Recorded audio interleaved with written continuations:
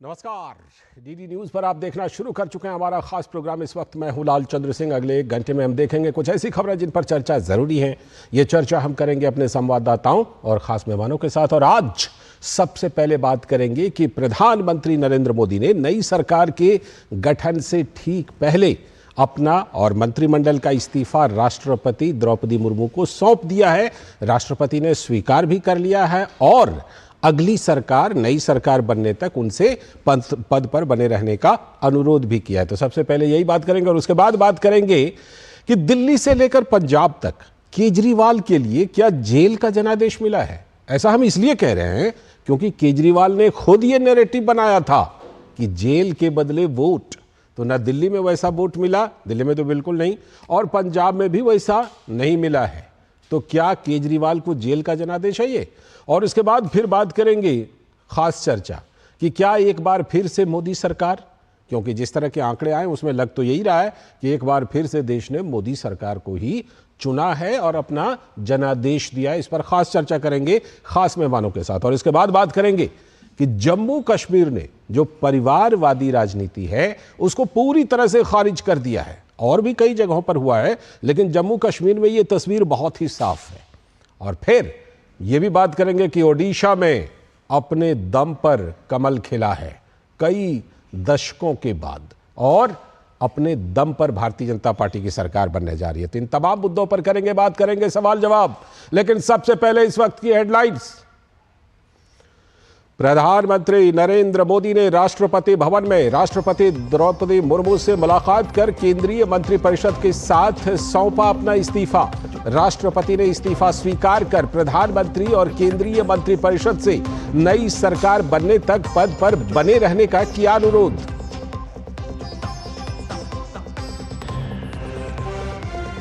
18वीं लोकसभा के लिए बहुमत हासिल करने के बाद एनडीए में अब नई सरकार बनाने की कवायद। पीएम मोदी के नेतृत्व में मंत्रिपरिषद की अंतिम बैठक।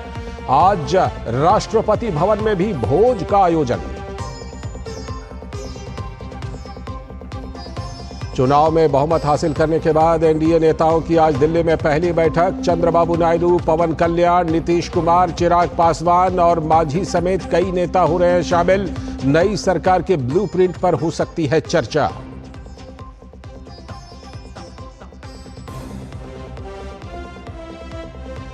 आज शाम 6 बजे विपक्षी गठबंधन के नेता भी करेंगे बड़ी बैठक। उद्धव ठाकरे की जगह संजय राउत और अरविंद सावंत तो होंगे शामिल। तो शरद पवार और सुप्रिया सुले दिल्ली पहुंचे। तेजस्वी यादव भी होंगे मौजूद। लोकसभा चुनाव में बुरी तरह से पराजित बीएसपी सुप्रीमो मायावती का बयान। मुस्लिम समाज भविष्य समझ नहीं पा रहा है, भविष्य में सोच समझकर देंगे मुसलमानों को टिकट।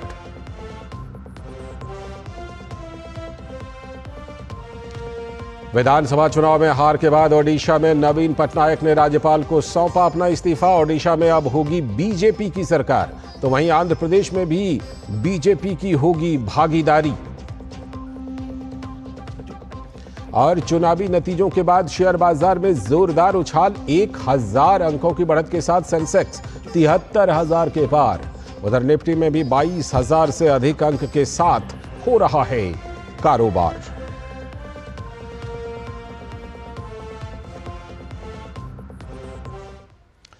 तो ये थी इस वक्त की हेडलाइंस। अब देखते हैं खबरों को विस्तार से। और सबसे पहले इस समय की सबसे बड़ी खबर, और बड़ी खबर यह है कि प्रधानमंत्री नरेंद्र मोदी ने राष्ट्रपति भवन में राष्ट्रपति द्रौपदी मुर्मू को मंत्रिपरिषद के साथ अपना इस्तीफा सौंप दिया है, जिसे राष्ट्रपति द्रौपदी मुर्मू ने स्वीकार कर लिया है। साथ ही राष्ट्रपति ने प्रधानमंत्री से नई सरकार के गठन होने तक पद पर बने रहने का आग्रह किया है। प्रधानमंत्री नरेंद्र मोदी नई सरकार के गठन तक कार्यवाहक प्रधानमंत्री बने रहेंगे। हम आपको बता दें कि ये जो है ये एक प्रक्रिया है। जब कभी भी सरकार, नई सरकार बनती है, चाहे वही सरकार फिर से क्यों नहीं बन रही हो, लेकिन नई सरकार बनने से पहले जब लोकसभा का कार्यकाल खत्म होता है तो प्रधानमंत्री अपना इस्तीफा राष्ट्रपति को सौंपते हैं। तो वही प्रधानमंत्री नरेंद्र मोदी ने अपना इस्तीफा राष्ट्रपति को सौंपा है ताकि अब आगे नई सरकार का गठन हो पाए। हमारे साथ शैलेंद्र मिश्र हमारे संवाददाता जुड़ चुके हैं इस खबर पर और अधिक जानकारी के साथ शैलेंद्र से जुड़ते हैं। शैलेंद्र, जैसा हम जानते हैं कि प्रधानमंत्री ने इस्तीफा दिया है ताकि नई सरकार के गठन का रास्ता साफ हो पाए, क्या कुछ इस मौके पर राष्ट्रपति महोदया ने कहा है और क्या प्रधानमंत्री ने इस मौके पर कुछ कहा है क्या, या फिर जो एक सामान्य प्रक्रिया होती है नई सरकार के गठन से पहले उसी प्रक्रिया के तहत यह सब कुछ हुआ है? देखिए लालचंद्र, मैं पूरा घटनाक्रम बताना चाहूंगा। आज 11:30 बजे केंद्रीय मंत्रिमंडल की बैठक बुलाई गई थी, जिसमें जो 17वीं लोकसभा है उसको भंग करने की सिफारिश की गई। यानी 17वीं लोकसभा जब अब 18वीं नई लोकसभा गठन होगी उससे पहले जो 17वीं लोकसभा है उसको भंग करने की सिफारिश केंद्रीय मंत्रिमंडल ने की। और उसके बाद प्रधानमंत्री नरेंद्र मोदी जब कैबिनेट की बैठक खत्म होती है, राष्ट्रपति भवन जाते हैं, राष्ट्रपति द्रौपदी मुर्मू से मुलाकात करते हैं। उन्हें जो मौजूदा सरकार है, मौजूदा जो मंत्रिमंडल है, प्रधानमंत्री नरेंद्र मोदी उसका त्यागपत्र सौंपते हैं। और ये एक प्रक्रिया है जिसमें राष्ट्रपति की तरफ से प्रधानमंत्री नरेंद्र मोदी से आग्रह किया गया कि नई सरकार के गठन तक वो कार्यवाहक प्रधानमंत्री के तौर पर कार्य करते रहे। चूंकि हम जानते हैं कि ये एक पूरी प्रक्रिया का हिस्सा होता है कि नई सरकार के शपथ लेने से पहले जो मौजूदा प्रधानमंत्री होते हैं उन्हें पद पर बने रहना होता है कार्यवाहक प्रधानमंत्री के तौर पर। तो इस प्रक्रिया के तहत ये पूरी प्रक्रिया संपन्न की गई है। राष्ट्रपति की तरफ से कहा गया है प्रधानमंत्री नरेंद्र मोदी से कि नई सरकार के गठन होने तक तक वो पद पर बने रहे कार्यवाहक प्रधानमंत्री के तौर पर। तो ये पूरी एक प्रक्रिया है जिसका पालन किया जा रहा है। तो हमने देखा कि सोशल मीडिया एक्स पर ये पोस्ट करके राष्ट्रपति भवन की तरफ से जानकारी भी दी गई है। तो अब सबकी निगाहें इस बात पर है कि एनडीए की जो बैठक है वो अब से थोड़ी देर बाद जब 4 बजे के बाद होगी, जिसमें एनडीए के देश भर के जो सहयोगी नेता है वो शामिल होंगे। तब औपचारिक तौर पर एनडीए के नेता के रूप में प्रधानमंत्री नरेंद्र मोदी का क्या चुनाव किया जाएगा। और उसके बाद चूंकि एनडीए संसदीय दल की बैठक की भी तारीख आ गई है, तो वहां पर एनडीए संसदीय दल के नेता के तौर पर प्रधानमंत्री नरेंद्र मोदी को चुना जाएगा। तो ये पूरी प्रक्रिया है। चूंकि एनडीए के नेता चुने जाने के बाद आज की बैठक में वो चुने जाएंगे, इस बात की पूरी संभावना है। बिल्कुल, उसके बाद फिर हम आगे की जो जानकारी होगी वो आपसे लेते रहेंगे। फिलहाल आपका शुक्रिया शैलेंद्र, जुड़ने के लिए और इस खबर पर विस्तार से जानकारी देने के लिए। और अब हम बात करने वाले हैं कि केजरीवाल, अरविंद केजरीवाल ने जब उनको सुप्रीम कोर्ट से पैरोल मिली थी तो उसके बाद उन्होंने एक नैरेटिव सेट किया था, और उससे पहले भी आम आदमी पार्टी ने, कि जेल के बदले वोट तो वैसा मिला नहीं, ना तो राजधानी दिल्ली में ना पंजाब में। तो क्या मान लिया जाए कि केजरीवाल को जेल के लिए जनादेश मिला है? इसी पर बात करने वाले हैं। दरअसल पंजाब से आए 2024 के लोकसभा चुनाव के नतीजे ने सभी को चौंका दिया है। और क्या कुछ हुआ है वहां पर जरा देखिए। आम आदमी पार्टी की जो भगवंत मान सरकार है उसके कामकाज को जनता ने नकार दिया। ऐसा हम क्यों कह रहे हैं? इसके कहने के पीछे ठोस आधार है। वो आधार यह है कि राज्य की आम आदमी पार्टी सरकार के एक मंत्री को छोड़कर बाकी सभी 4 मंत्री और 4 एमएलए वहां पर चुनाव हार गए। लेकिन खालिस्तान समर्थक 2 अलगाववादी नेताओं की जीत ने चिंता बढ़ा दी है, जिस पर सभी को सोचने की जरूरत है। लंबे अरसे के बाद पंजाब में एक बार फिर से अलगाववादी खालिस्तानी सोच बन रही है क्या? ये सवाल उठ रहे हैं। पंजाब में अलगाववादी सोच और कट्टरता में राज्य में आम आदमी पार्टी सरकार बनने के बाद से इजाफा हुआ है, ये तो बिल्कुल स्पष्ट है।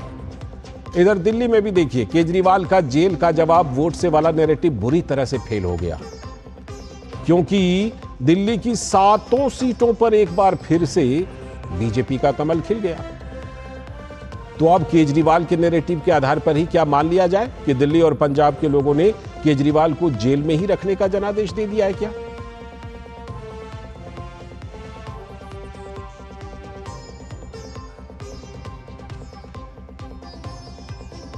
तो पंजाब में चुनाव प्रचार के दौरान दिल्ली के मुख्यमंत्री और आम आदमी पार्टी के संयोजक अरविंद केजरीवाल ने खुद कहा था कि यदि उन्हें पंजाब से अच्छा वोट मिल जाएगा तो उन्हें जेल नहीं जाना पड़ेगा।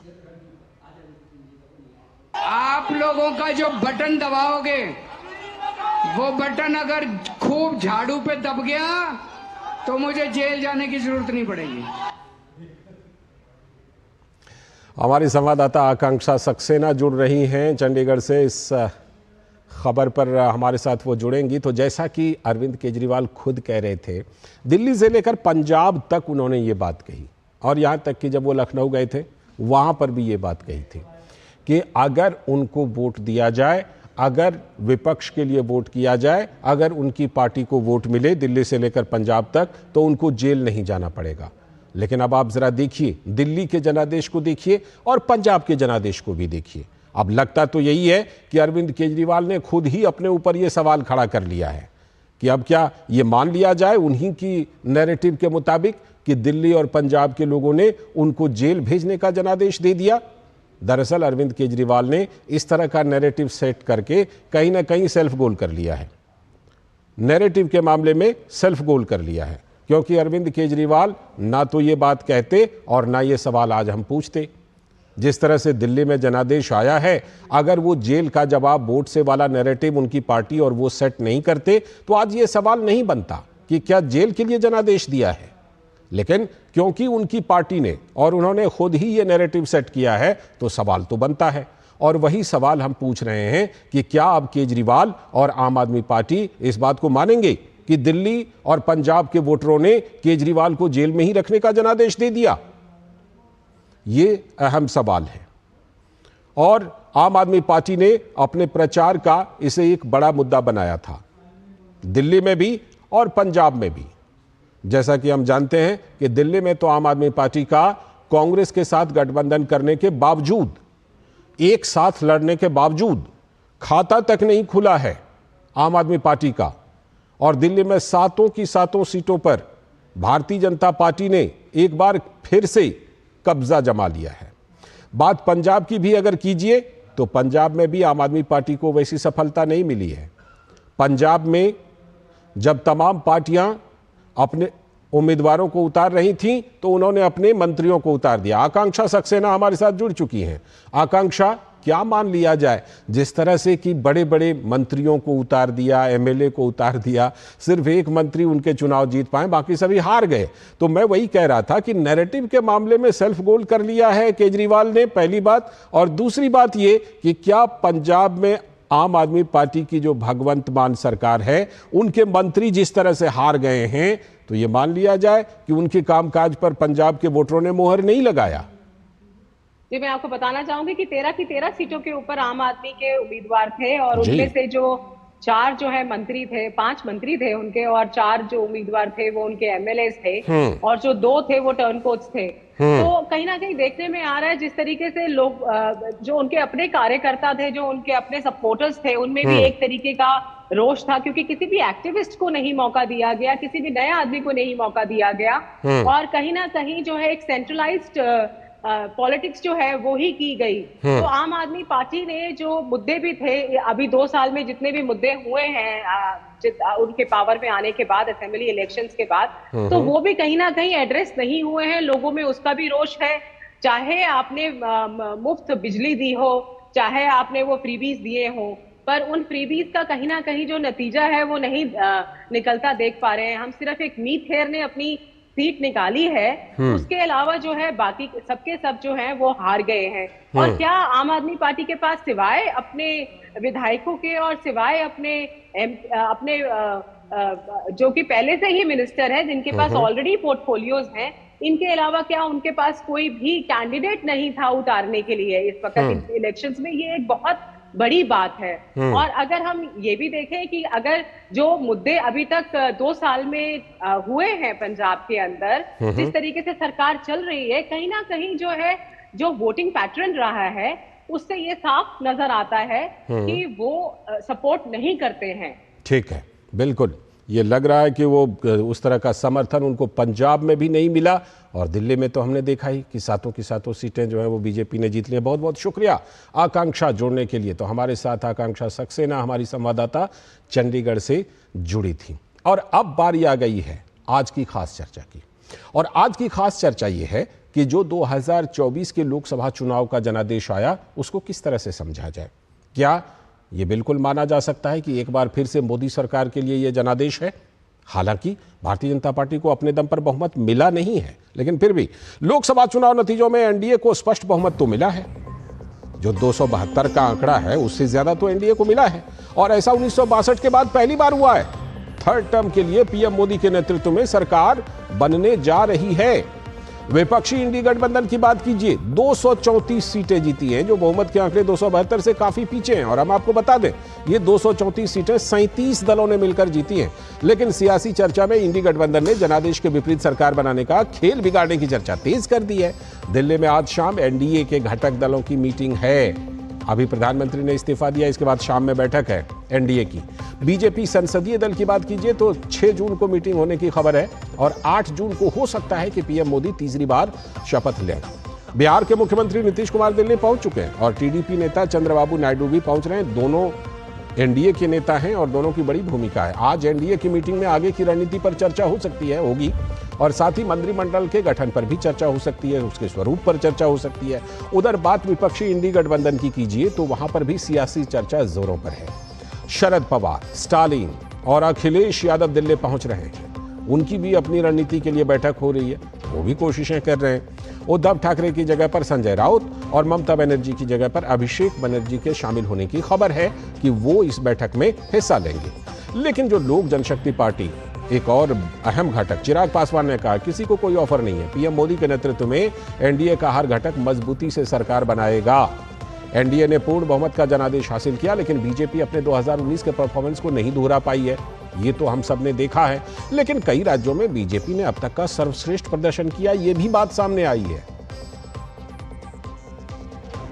5 राज्यों और 2 केंद्र शासित प्रदेशों में तो बीजेपी ने फिर से क्लीन स्वीप किया है, यानी कि सारी की सारी सीटें जीती हैं। मध्य प्रदेश, उत्तराखंड, हिमाचल प्रदेश, अरुणाचल प्रदेश, त्रिपुरा, दिल्ली, अंडमान निकोबार में सिर्फ और सिर्फ कमल खिला है। गुजरात, आंध्र प्रदेश, ओडिशा, तेलंगाना और अन्य राज्यों ने इंडी गठबंधन से काफी ज्यादा सीटें अकेले बीजेपी को दे दी हैं। लेकिन उत्तर प्रदेश, महाराष्ट्र और पश्चिम बंगाल ने बीजेपी की उम्मीदों पर पानी फेरा है, यह भी सच है। लेकिन इन सब के बीच देश ने विकासवाद की नीतियों को आगे जारी रखने का जनादेश तो दिया है, ये तो मानना पड़ेगा। और इसीलिए अब चल करके आगे की कोशिशें हो रही हैं। तो आरजेडी नेता और बिहार के पूर्व मुख्यमंत्री तेजस्वी यादव का कहना है कि वो सरकार बनाने का प्रयास करेंगे। हमारी सरकार प्रयासरत तो हम लोग रहेंगे। उसमें देखिए, प्रयासरत लोगों को रहना चाहिए, क्यों नहीं रहना चाहिए। तो वही लोक जनशक्ति पार्टी रामविलास के नेता चिराग पासवान ने कहा है कि प्रधानमंत्री नरेंद्र मोदी के नेतृत्व में एनडीए का हर एक घटक दल मजबूती से सरकार बनाएगा और ये सरकार पूरे 5 साल चलेगी। और एनडीए गठबंधन एकजुट है, इस बात को आप लोग लिख लीजिए। अब वो दिन दूर नहीं जब मेरे प्रधानमंत्री नरेंद्र मोदी जी के नेतृत्व में एनडीए का हर एक घटक दल मजबूती से हम लोग सरकार बनाएंगे। शपथ लेने की तैयारी है और ये सरकार मजबूती से अगले 5 साल मेरे प्रधानमंत्री जी के नेतृत्व में चलेगी। तो चिराग पासवान वो नेता हैं जो पूरे 5 सीट जीत कर आए हैं, जो 5 सीटें उनको दी गई थी। और चिराग पासवान उन नेताओं में से हैं जो लगातार प्रधानमंत्री नरेंद्र मोदी के नेतृत्व में अपनी आस्था को बनाए रखे हुए हैं। उनका कहना है मजबूत सरकार बनाएंगे, 5 साल चलाएंगे। तो प्रधानमंत्री नरेंद्र मोदी ने कल एनडीए की जीत की घोषणा के बाद अपने संबोधन में कहा कि एनडीए के नए कार्यकाल में बड़े बड़े फैसले लिए जाएंगे। हमारे विरोधी एकजुट होकर भी उतनी सीटें नहीं जीत पाए जितनी इस लोकसभा चुनाव में अकेली बीजेपी ने जीती है। मैं देश के कोने कोने में उपस्थित बीजेपी के कार्यकर्ताओं को कहूंगा, देशवासियों को कहूंगा,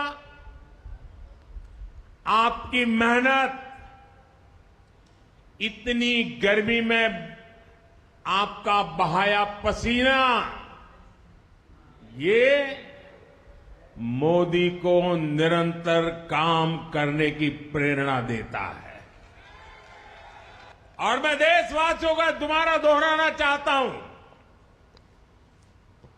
अगर आप 10 घंटे काम करेंगे तो मोदी 18 घंटे काम करेगा। आप 2 कदम चलेंगे तो मोदी 4 कदम चलेगा। हम भारतीय मिलकर चलेंगे, देश को आगे बढ़ाएंगे। तीसरे कार्यकाल में देश बड़े फैसलों का एक नया अध्याय लिखेगा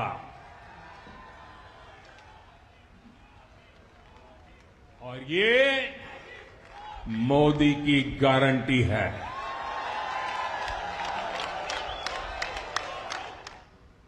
तो नई सरकार के गठन की प्रक्रिया चल रही है और इसी के तहत प्रधानमंत्री नरेंद्र मोदी ने अब से कुछ ही देर पहले राष्ट्रपति भवन में राष्ट्रपति द्रौपदी से मिलकर अपना इस्तीफा सौंपा है। ये तस्वीरें जो आप अपने टेलीविजन स्क्रीन पर देख रहे हैं, जैसा कि हमने आपको बताया था कि 17वीं लोकसभा को भंग करने का फैसला केंद्रीय मंत्रिमंडल ने लिया और उसके बाद प्रधानमंत्री नरेंद्र मोदी राष्ट्रपति भवन पहुंचे, वहां पर अपना और अपने मंत्रिमंडल का इस्तीफा सौंपा। ये तस्वीरें आप उसी की तस्वीरें देख रहे हैं जब प्रधानमंत्री नरेंद्र मोदी राष्ट्रपति द्रौपदी मुर्मू से मिले तो राष्ट्रपति द्रौपदी मुर्मू ने उनके इस्तीफे को स्वीकार किया और स्वीकार करके कहा कि जब तक अगली सरकार नहीं बन जाती है तब तक आप और आपके मंत्रिमंडल के लोग जो हैं वो काम करते रहें। राष्ट्रपति ने अनुरोध किया प्रधानमंत्री नरेंद्र मोदी से। हम आपको बता दें कि ये एक सामान्य प्रक्रिया होती है कि जब कभी भी नई लोकसभा का गठन होता है तो जो पुरानी लोकसभा है उसको भंग किया जाता है, उसके बाद जो मौजूदा सरकार होती है वो इस्तीफा देती है और उसके बाद फिर नई सरकार की गठन के लिए मार्ग प्रशस्त होता है। तो उसी प्रक्रिया के तहत प्रधानमंत्री नरेंद्र मोदी केंद्रीय मंत्रिमंडल की बैठक के बाद राष्ट्रपति द्रौपदी मुर्मू से राष्ट्रपति भवन में जाकर मिले और अपना और अपने मंत्रिमंडल का उन्होंने इस्तीफा सौंपा।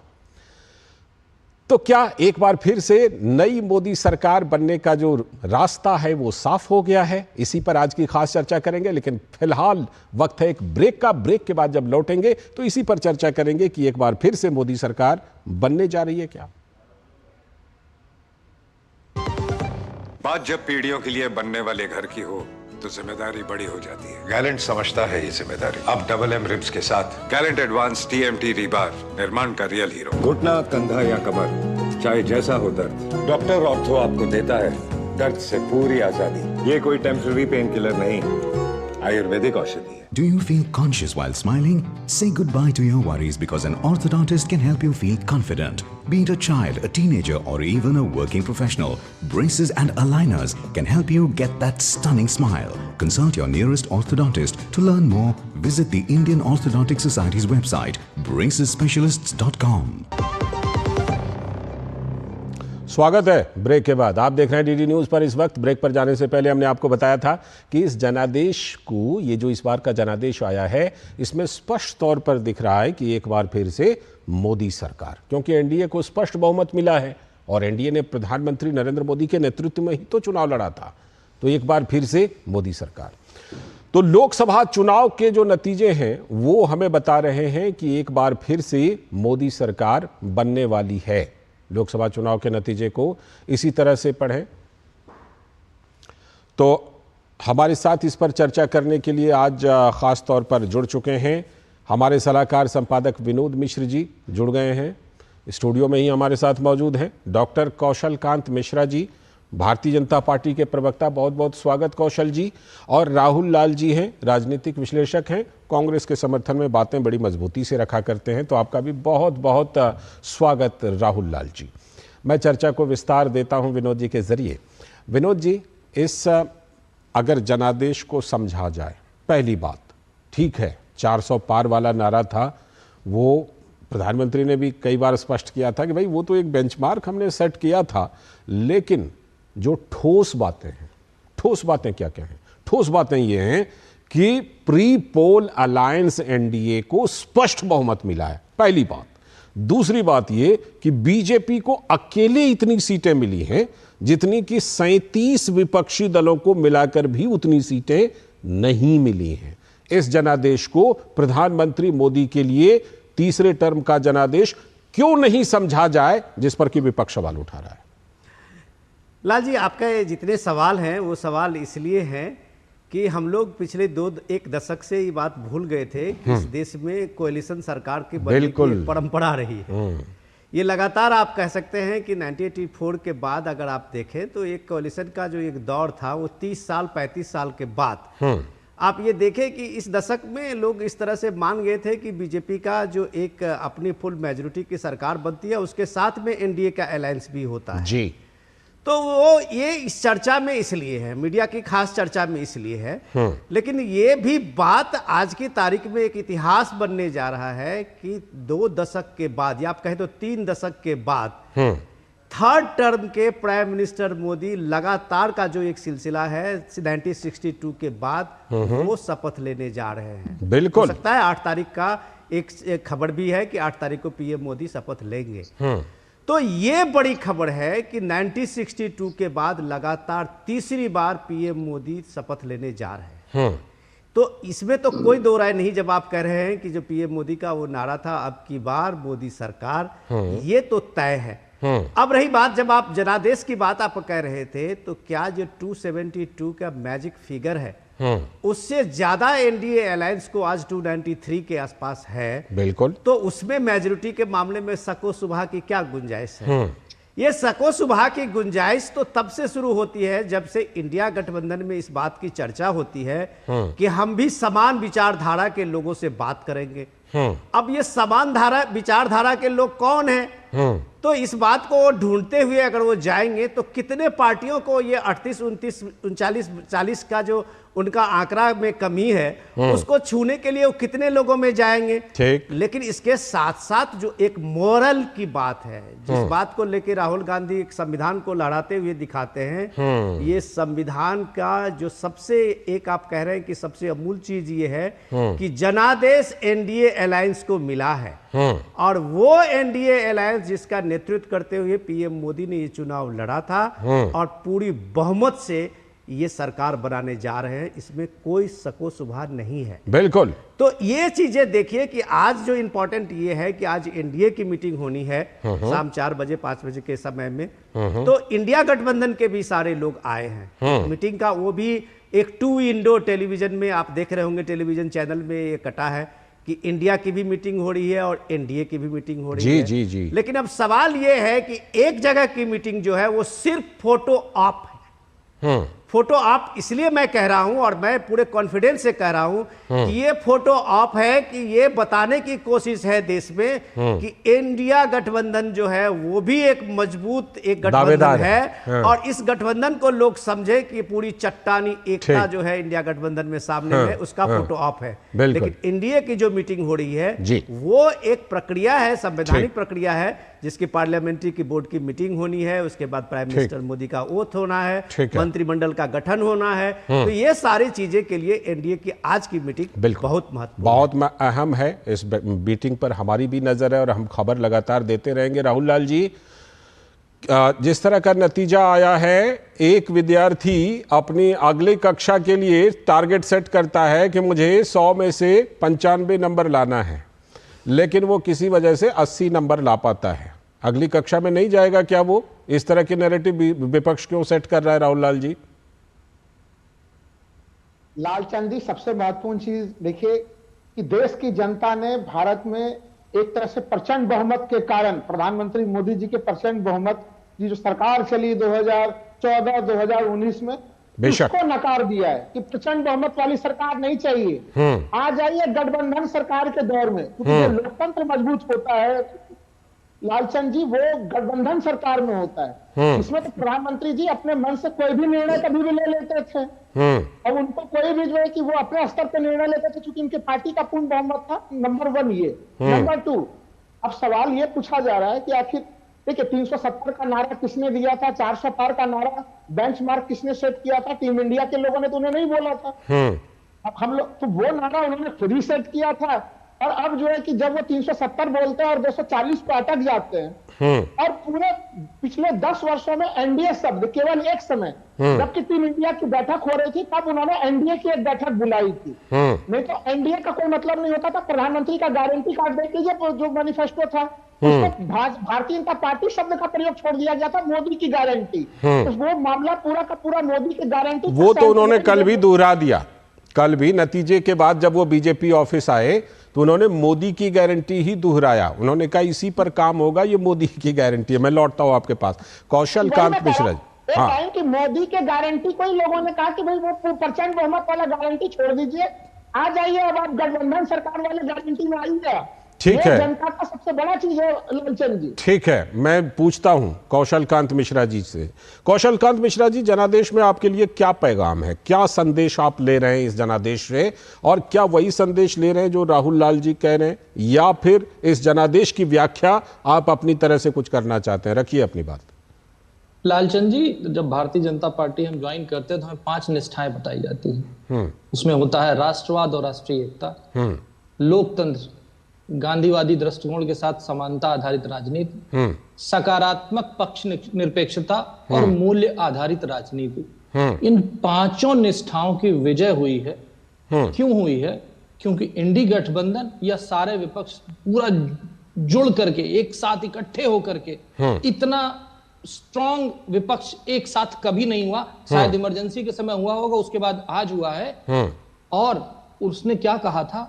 देश की दुनिया की सबसे पुरानी मदर ऑफ डेमोक्रेसी को ऊपर सवाल उठाए थे। जो दुनिया की आज सबसे बड़ी डेमोक्रेसी है उसके ऊपर सवाल उठाए थे। जो दुनिया की सबसे मजबूत डेमोक्रेसी उस पर सवाल उठाए थे। उन्होंने सवाल उठाए थे ईवीएम पे, उन्होंने सवाल उठाए ईवीएम के साथ साथ डीएम पर भी उन्होंने सवाल उठाए थे, सारी संवैधानिक एजेंसियों पर। और अगर राहुल गांधी का कल इलेक्शन पूरे होने के बाद रिजल्ट आए हैं, उसके बाद उनका स्टेटमेंट देखा जाए, उन्होंने क्या कहा? उन्होंने जुडिशरी के खिलाफ तक लड़ाई लड़ने की बात की। उनके स्टेटमेंट है। एक तरफ सब पूरा विपक्ष यूनाइट होकर के, और इनके साथ जॉर्ज सोरस जैसे लोग जो विदेशों में बैठ करके मिलियंस की फंडिंग कर रहे थे, जो हमारे देश में जातिवाद की जीत कराना चाहते थे, जो बांटने वाली राजनीति की जीत कराना चाहते थे, जो देश की निष्ठा के साथ जो लोग जुड़े हुए हैं उनके खिलाफ एकजुट हुए थे, उनकी हार हुई है। और मुझे ये नहीं समझ में आ रहा है, मैंने भी देखा बहुत सारे लोग हैं जो भारतीय जनता पार्टी को समर्थन देते हैं और उनके कार्यकर्ता हैं, तो थोड़ा सा निराश है। पर निराश होने की जरूरत नहीं। आप देखिए ना, एक तरफ पूरा विश्व जो भारत को तोड़ने की बात कर रहा है, उसमें इंडी गठबंधन आया, उसके बाद पूरे गठबंधन ठीक है, लौटता हूं, ज्यादा सीटें लेकर मैं आता हूं, लौटता हूं। राहुल जी आपके पास भी आऊंगा। एनडीए ही जीता है, ठीक, मोदी जी ही सरकार बना रहे हैं। ठीक, ये तो लग रहा है। ठीक है, राहुल जी आऊंगा, राहुल जी आ रहा हूं। कौशल जी, राहुल जी आप लोगों के पास आ रहा हूं। मुझे विनोद जी के पास जरा जाने दीजिए। विनोद जी, जो गिनाए हैं ये सब आपकी बात ठीक है, ठीक है, ठीक है। विनोद जी, भी भारत का लोकतंत्र ठीक है। कौशल जी आ रहा हूं, कौशल जी आ रहा हूं। विनोद जी, जो बात राहुल लाल जी ने कही, देखिए ये बात तो बिल्कुल साफ है कि मोदी सरकार फिर से बनने जा रही है। कल प्रधानमंत्री ने जो बीजेपी ऑफिस में संबोधन दिया वो भी आपने जरूर सुना है, ये मुझे पक्का पता है। जो प्रधानमंत्री ने बातें कही और जो राहुल लाल जी कह रहे हैं कि सरकार तो चलाएंगे लेकिन उस तरह से सरकार नहीं चला पाएंगे, आपको प्रधानमंत्री की बातों से, उनके बॉडी लैंग्वेज से कुछ भी ऐसा आभास हुआ जैसा राहुल लाल जी कह रहे हैं? मुझे तो नहीं हुआ है। राहुल लाल जी जो बात कर रहे हैं, अपने नज़रिए से जो बात कर रहे हैं, वो जो बात राहुल गांधी भी करते हैं वही बात राहुल लाल जी भी कर रहे हैं। उसमें कोई बात अंतर नहीं है। दोनों आदमी एक ही जगह की बात, सिर्फ सरनेम का फर्क है। सिर्फ सरनेम का फर्क है। सवाल ये है कि आप अपने चश्मे से अलग अलग तरीके से इसके जनादेश को व्याख्या करने की कोशिश की जा रही है। कोशिश इसलिए जनादेश की व्याख्या कोशिश करने जा रही है जब आप एक तरह से बीजेपी के परफॉर्मेंस को नकारते हैं। आप बीजेपी के परफॉर्मेंस को नकारते हैं कि 5 से ज्यादा स्टेट, 6 स्टेट, 5 राज्य और 2 केंद्र शासित प्रदेश में बीजेपी ने क्लीन स्वीप किया है। बिल्कुल। बीजेपी ने उड़ीसा में सरकार बनाई अपने दम पे, बीजेपी ने तीसरी बार अरुणाचल प्रदेश में अपने दम पे सरकार बनाई, आंध्र में भागीदार, आंध्र में बीजेपी ने सरकार बनाने के लिए अपने सहयोग एनडीए गठबंधन के साथ में सरकार बनाने जा रही है। तेलंगाना में बीजेपी ने डबल का ये अपना आंकड़ा पूरा किया है। तो इतने सारी चीजें हैं कि आपने कितने सारे स्टेट में आप कांग्रेस अपना खाता नहीं खोल पाई है, जहां जहां बीजेपी के साथ उसका सीधा मुकाबला है।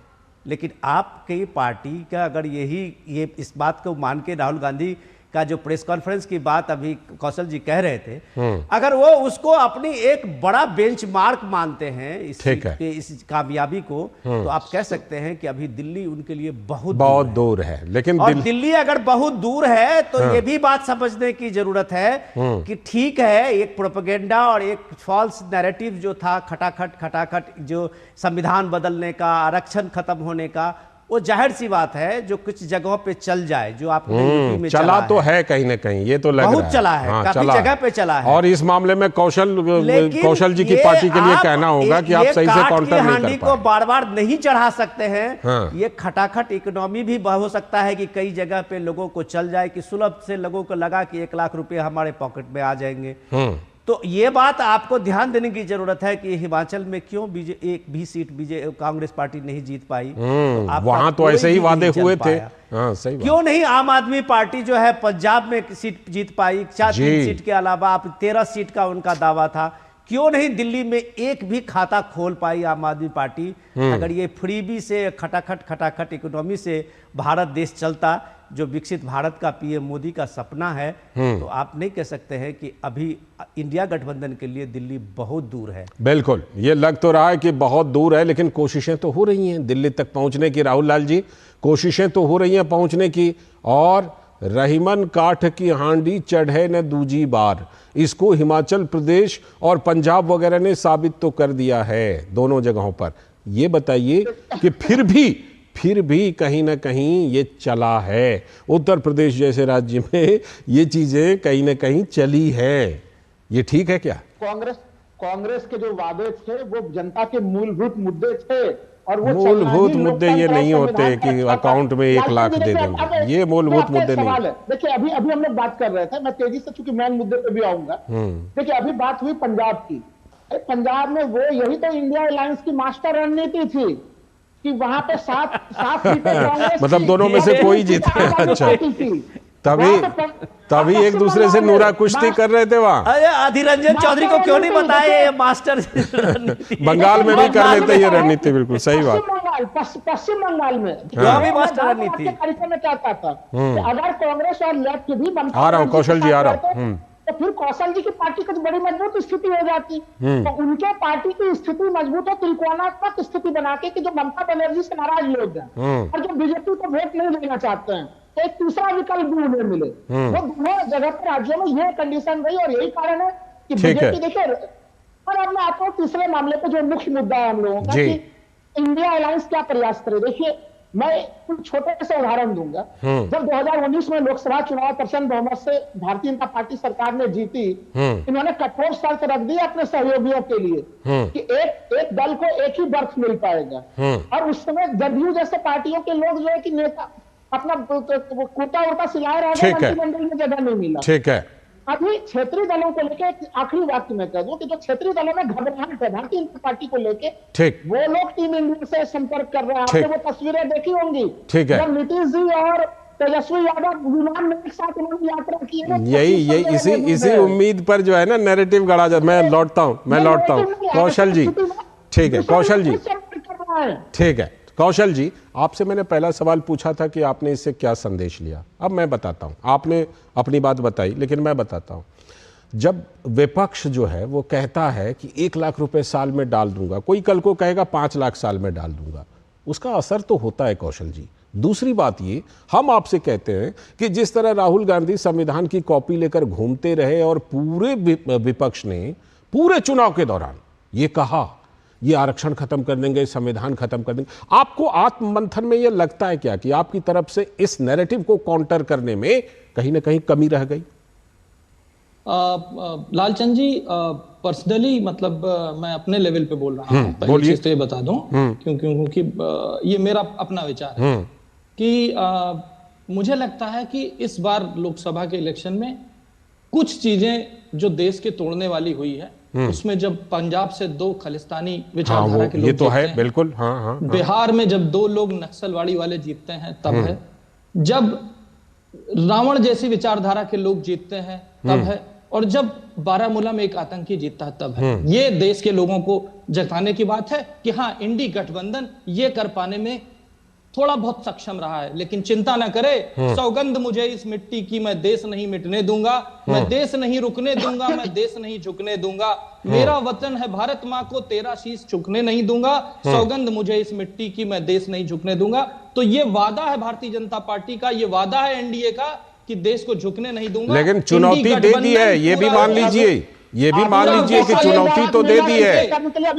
विश्व एक साथ मिल करके वीर भले जाल सकता है, लेकिन वो वृक्ष नहीं बनने दूंगा, वो वृक्ष नहीं बनने दूंगा।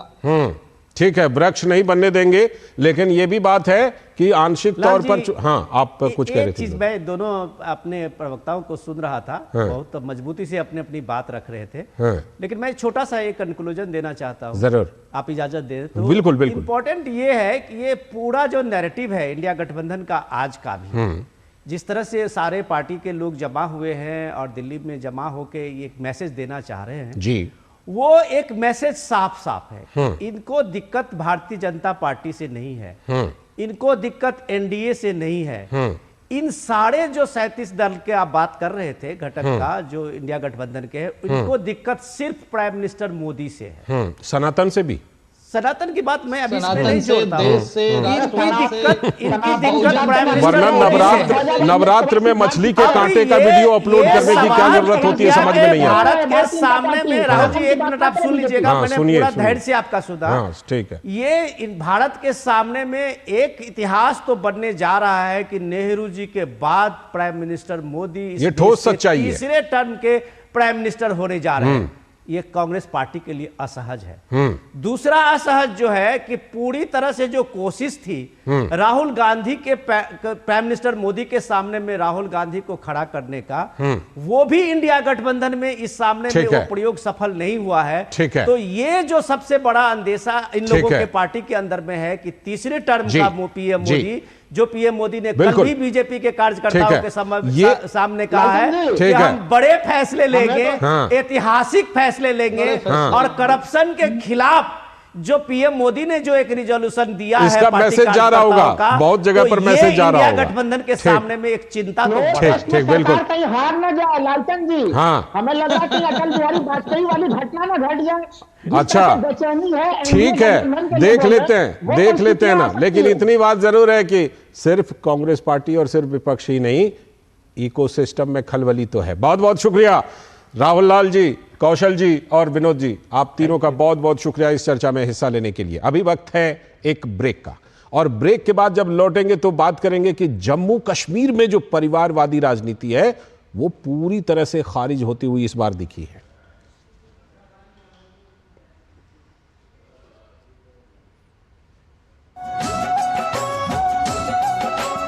समृद्ध इतिहास को समेटे राजस्थान शानदार किलों का गढ़ है।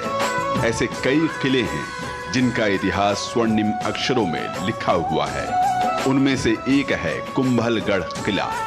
कुंभलगढ़ किले की भव्य दीवारों को the great wall of China के बाद दुनिया की दूसरी सबसे लंबी दीवार माना जाता है, इसलिए इसे the great wall of India भी कहा जाता है। उदयपुर से 84 किलोमीटर दूर उत्तर में स्थित है। स्वागत है ब्रेक के बाद। इस समय एक ब्रेकिंग न्यूज है कि अरविंद केजरीवाल ने जो राउज एवेन्यू कोर्ट में जमानत, अंतरिम जमानत की याचिका दी थी वो खारिज हो गई है, और अरविंद केजरीवाल को राउज एवेन्यू कोर्ट से बड़ा झटका लगा है। दरअसल कोर्ट ने उनकी जमानत याचिका को खारिज कर दी है। मेडिकल ग्राउंड पर 7 दिन की अंतरिम जमानत अरविंद केजरीवाल ने मांगी थी, तो राउज एवेन्यू कोर्ट से अरविंद केजरीवाल को यह बड़ा झटका। इसके पहले सुप्रीम कोर्ट भी गए थे अरविंद केजरीवाल, तो वहां से भी राहत नहीं मिली थी, और राउज एवेन्यू कोर्ट में भी ये राहत नहीं मिली है। विकास सारथी हमारे संवाददाता इस ब्रेकिंग न्यूज पर हमारे साथ जुड़ चुके हैं। विकास, क्या कुछ कोर्ट ने कहा है और किस आधार पर अरविंद केजरीवाल की इस जमानत याचिका को कोर्ट ने खारिज कर दिया है?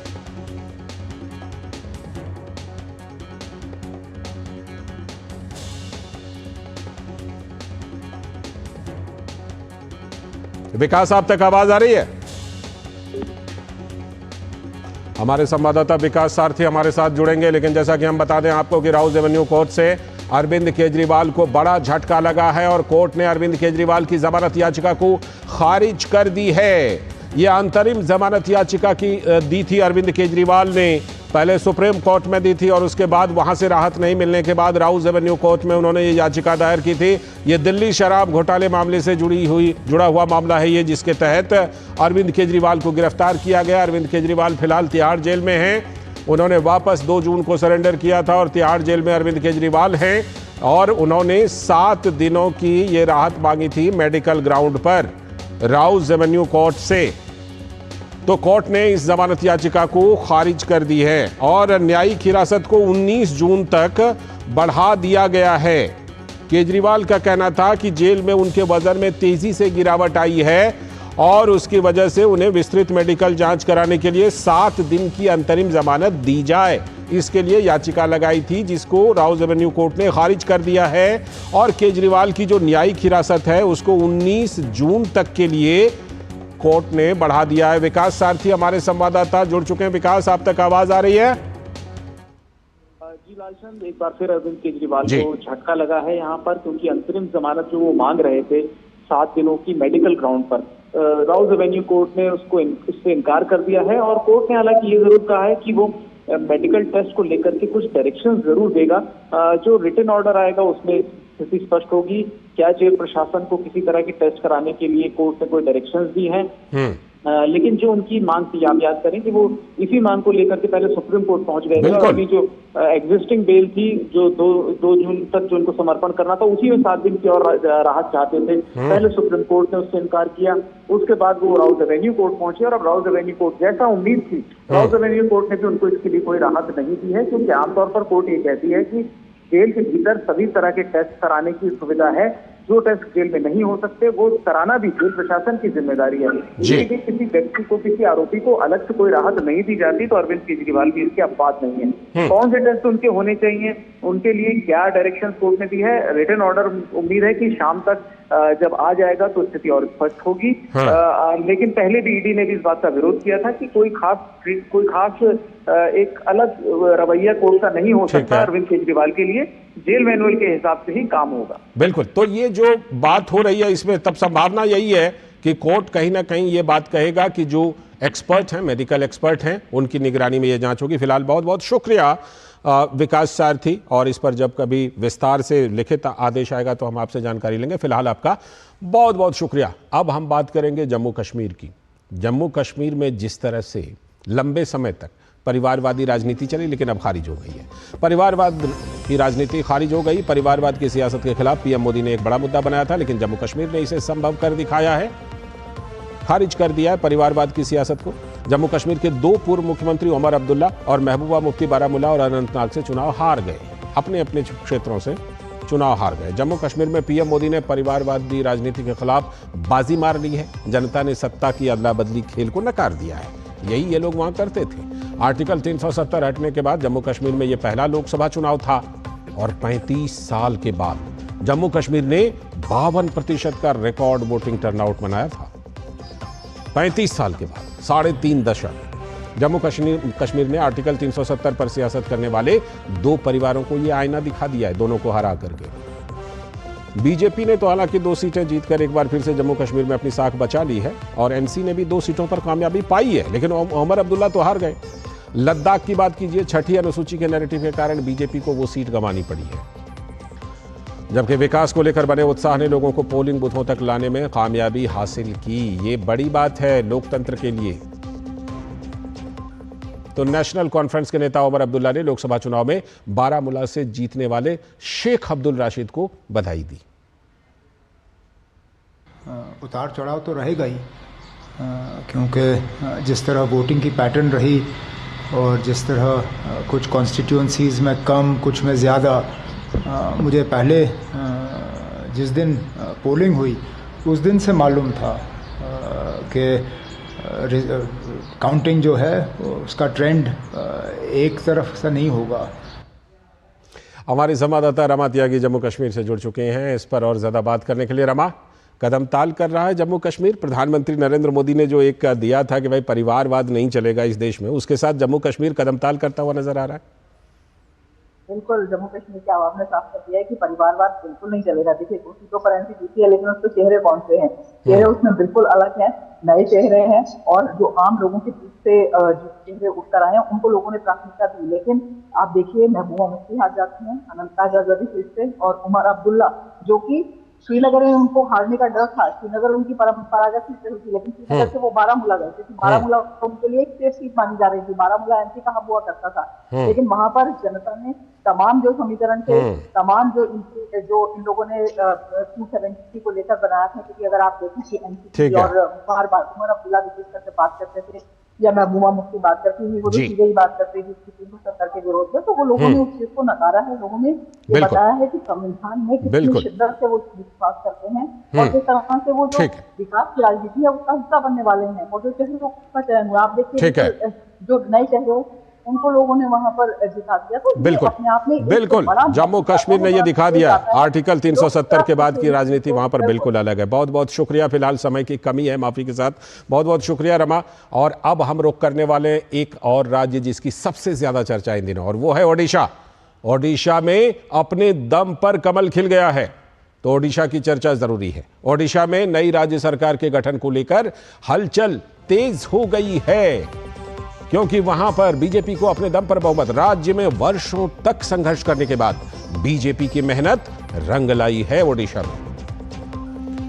इस बार अपने अकेले दम पर ही ओडिशा में बनेगी बीजेपी की सरकार, और यह बात सिर्फ विधानसभा चुनाव की नहीं, लोकसभा में भी शानदार प्रदर्शन किया बीजेपी ने। राज्य में बीजेपी पहले बीजेडी के साथ गठबंधन सरकार में रह चुकी है वहां पर नवीन पटनायक के नेतृत्व में, लेकिन इस बार ओडिशा में बीजेपी ने अपने अकेले दम पर ही बहुमत हासिल कर लिया।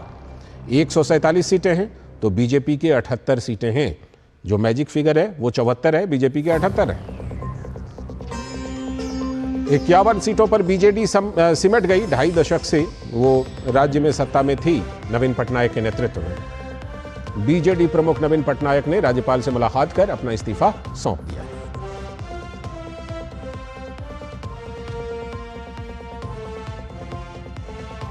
तो भाजपा के नेता और केंद्रीय मंत्री धर्मेंद्र प्रधान ने कहा है कि ओडिशा की जनता ने पीएम मोदी पर अटूट भरोसा रखा है। पहली बार ओडिशा में बीजेपी के नेतृत्व में सरकार बनने वाली है। पहली बार उड़ीसा में भारतीय जनता पार्टी की नेतृत्व में सरकार भी बनने वाला है। ये महाप्रभु जगन्नाथ जी की ही कृपा है, मोदी जी की जादू है। तो जाहिर सी बात है कि धर्मेंद्र प्रधान ये बात कह रहे हैं, और बीजेपी को ये कहने का पूरा अधिकार भी है, क्योंकि जिस तरह से लोकसभा में लैंडस्लाइड विक्ट्री 21 में से 20 सीटें बीजेपी को वहां पर मिली है, और विधानसभा में भी पूर्ण बहुमत हासिल हुआ है। ओडिशा में कमल खिला है अपने दम पर। आज के इस वक्त में इतना ही, पूरी टीम को दीजिए अनुमति, लेकिन कल फिर इसी वक्त हम मिलेंगे आपके साथ इस वक्त लेकर। नमस्कार।